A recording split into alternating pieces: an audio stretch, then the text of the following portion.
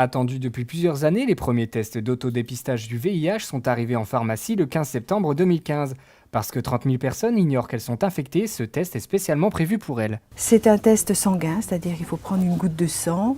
C'est très très bien expliqué et on a le résultat en une quinzaine de minutes. Donc il suffit de suivre la marche, le mode d'emploi et c'est facile.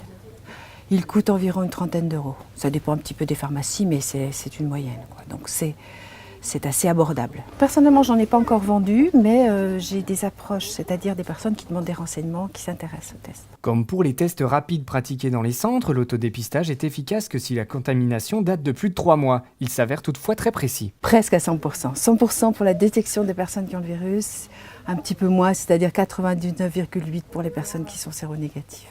Donc c'est vraiment très très fiable.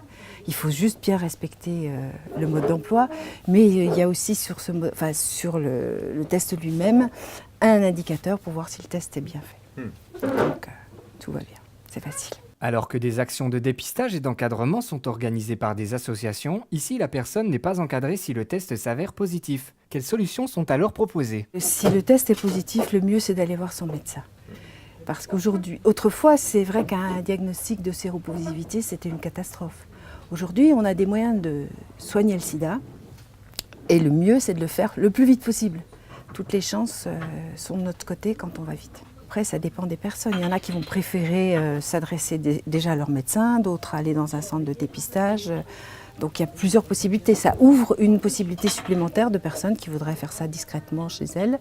Je pense aussi que c'est pour ça que j'en ai pas vendu en ce moment, parce qu'il peut aussi y avoir le désir d'acheter, pas dans sa pharmacie, mais dans une autre pharmacie, par souci de discrétion. Une réaction ?